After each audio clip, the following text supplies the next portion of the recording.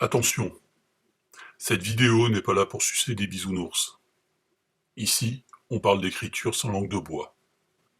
Si t'es sensible du cul, retourne voir une vidéo d'Usul ou branle-toi devant Squeezie. Abandonne tout espoir, toi qui viens ici, car l'espoir est une maladie.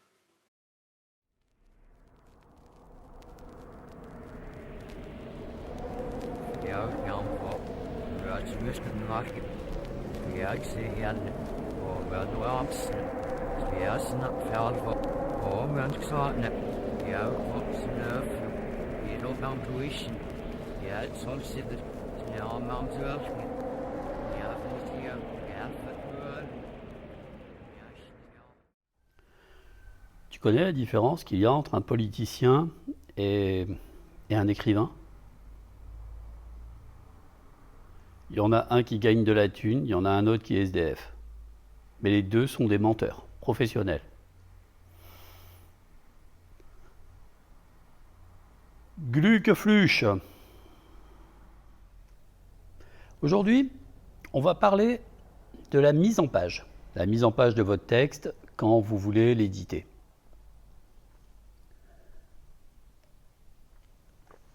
Il existe plusieurs formats. À l'italienne, français, poche. Mais là, on va surtout se focaliser sur le format d'Amazon quand vous voulez envoyer votre texte sur Kindle. C'est un format 14 par 21 cm. On donne un format parce qu'en imprimerie, le but, c'est quand même de mettre un maximum de mots par page pour ne pas consommer trop de papier. On n'a pas ce problème-là au format numérique. On tient surtout compte de la facilité de lecture. Il faut que ce soit agréable, plaisant et que ça ne fatigue pas le lecteur. En ce qui concerne les marges, elles doivent être ni longues ni trop courtes. Je parle des marges, je ne parle pas de la bite. Non, la bite, c'est beaucoup mieux qu'elle soit large. Non, ça vaut mieux, c'est préférable. Ah bon? Alors ça, franchement, ouais, c'est ton avis, hein. Après, on dit ce qu'on veut. Les marges hautes et basses sont de 2 cm. Pour le bord extérieur, tu tiens ton bouquin ou ta tablette. Là, c'est plutôt une question de tablette. Le bord extérieur est à 1,5-2 cm. Assez pour un pouce sur le côté. Tu vois? Sinon, tu es directement sur le texte. Ils réfléchissent les mecs. Hein. Quand je vous ai dit dans une autre vidéo, dans l'édition, tout ce qui existe, existe pour une bonne raison. Et les chiffres que je vous donne, ils existent pour une bonne raison, pour la facilité de lecture. Et surtout qu'on ne mette pas les doigts sur le texte quand on ouvre un livre, parce que c'est complètement con. Bord intérieur. 2 à 2,5 cm. Le bord intérieur, c'est là, c'est le côté de la reliure. Tu as capté? Intérieur, extérieur, intérieur, extérieur. On y arrive. Alors, tes lignes, elles doivent être de 8 à 12 mots par ligne. Et normalement, pour une page, tu dois compter 240 mots par page. Facile. Sinon, tu ne peux pas te permettre de faire des pages de 50 mots, ça ne le fait pas. Ou alors, c'est que là, tu as écrit un recueil de poèmes. Mais on parle de littérature. C'est classe, hein, dire on parle de littérature. Ça fait professionnel, hein. Ah putain, ça ferait presque bander. Alors, en ce qui concerne la police, non, je ne parlerai pas des Traoré. Non, et encore moins de George Floyd. C'est pas de cette police-là dont je parle. La police, normalement, c'est Time New Roman, mais comme tu écris un livre numérique, ce que je te conseille, pars sur du Time New Roman, quelque chose qui est agréable à lire, avec...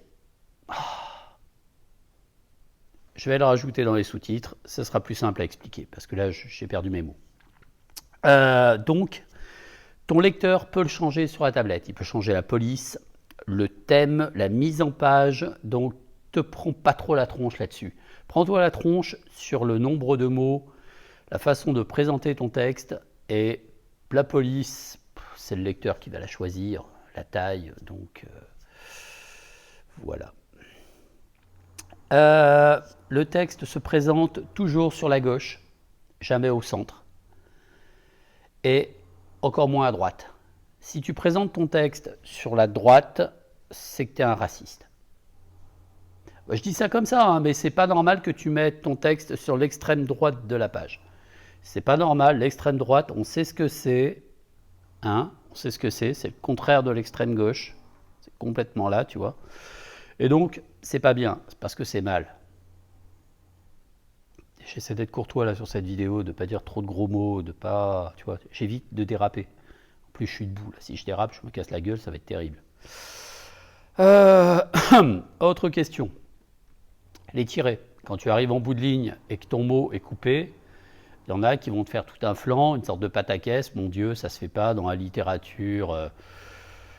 T'as le droit d'avoir des tirets. T'as le droit parce que ton mot, si tu le décales, après tu vas te retrouver avec un espace immonde, ça va être affreux.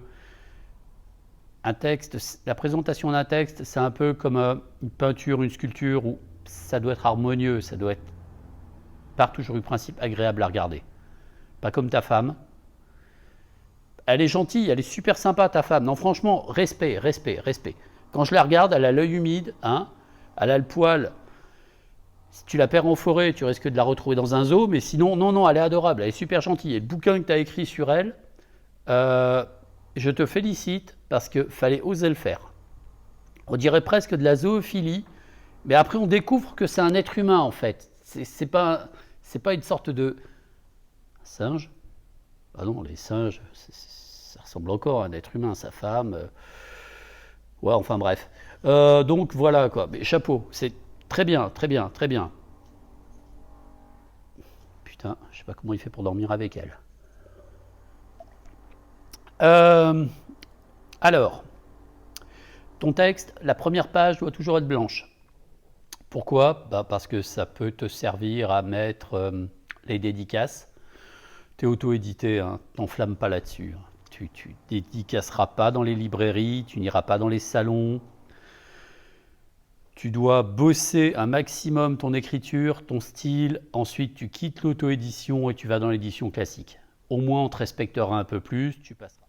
Ensuite, qu'est-ce que je voulais dire ? Ah oui, les pages de titre, les débuts de chapitre, le début de ton bouquin commence toujours sur une page impaire. C'est comme ça. C'est comme ça et c'est pas autrement. Parce que, tu vois, c'est magique. Quand tu bosses sur ton ordinateur, travaille toujours sur 2 pages. C'est beaucoup mieux, tu vois mieux ton texte et quand tu vas le déplacer, tu auras une vue d'ensemble. Si tu bosses que sur une seule page, c'est un peu n'importe nawak et tu risques d'avoir un travail de charlot. Et c'est pas vraiment ce qu'on veut. Le but, c'est de te changer en cador, en espèce de tueur. Un auto-édité capable de casser les gars de l'édition classique, de les faire pleurer. Le mec, il rampe par terre et qui dise « Vas-y, claque-moi le cul et appelle-moi maman ». Ah, c'est un fantasme comme un autre, hein, mais franchement, je trouverais ça jouissif, avoir Bernard Werber là et lui claquer le derrière comme une petite coquine. Enfin, je me comprends, hein, tu vois ce que je veux dire. Hein. Donc voilà. Ce que tu dois retenir, c'est le nombre de mots par ligne, les marges, haut, bas de 2 cm, la présentation de ton texte. Sinon, tu vas te faire casser les couilles. Tu trouveras toujours un blaireau pour te dire hey, Nian.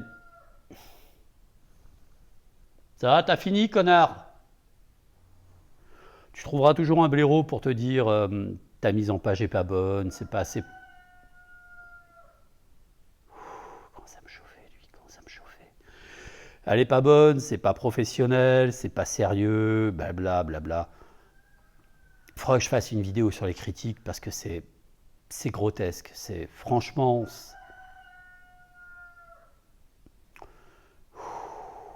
Ouais. Donc voilà, c'était la vidéo sur les conseils pour la mise en page. J'espère avoir été assez clair parce que je manque un peu de sommeil. Tu sais ce qu'on va faire? On va faire un truc. On sort, on prend des couteaux, on va voir l'autre enculé, on lui marave sa gueule. Comme ça, on est tranquille pour les autres vidéos. Hein? 2-3 coups de blaster dans sa gueule, tu vas voir, il va pas faire son kéké bien longtemps. On va le voir, on lui fait « On est ton père ». C'est classe ça, « On est ton père ». Elle est bonne. Je vais vous laisser, je vais aller défoncer la gueule d'un coq. Et on aime les animaux, hein. On les aime, hein. On les aime. On n'a rien contre les animaux. On va juste potentiellement presque tuer un coq. Presque. On va le laisser en vie, dans le coma. Moi, après, il va fermer sa gueule et on ne l'entendra plus. Alors, glu que fluche à vous. Et ben, passez une bonne journée. J'espère avoir été assez clair.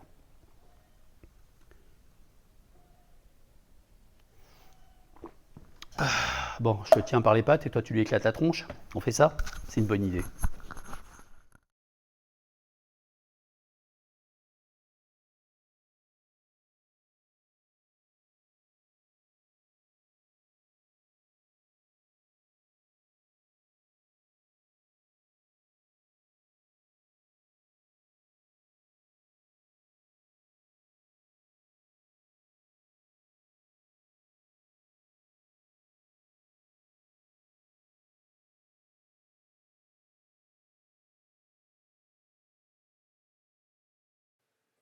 Bon, j'étais en train de finir la vidéo, je faisais le montage, quand j'ai remarqué qu'il manque quand même quelques informations qui peuvent être importantes.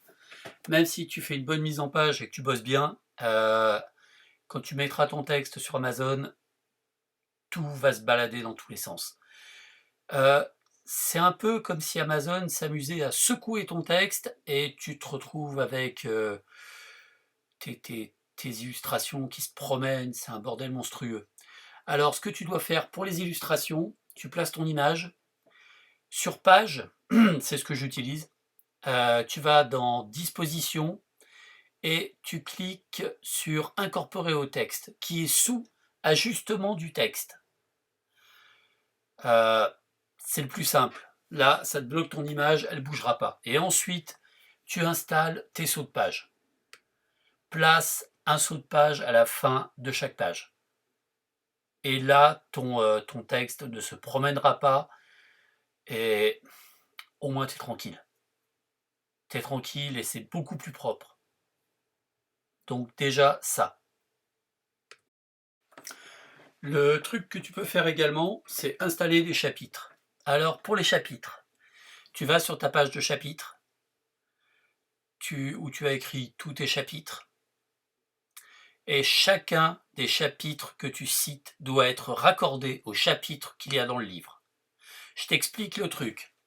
Tu mets un signet sur chacun de tes chapitres, que ce soit une image ou du texte, tu places un signet. Ensuite, tu vas sur ta page de chapitre et tu cliques sur chapitre 1, 2, 3. Bon, je vais essayer d'être pédagogue. Tu cliques sur tes titres de chapitre, tu vas sur Ajouter un lien, ensuite tu vas sur Signer et tu retrouves le signet que tu as placé à côté du chapitre. Tu me suis? De ta page de chapitre, tu vas sur chapitre 1, tu fais ce que je t'ai dit et tu trouveras le nom du chapitre que tu raccordes.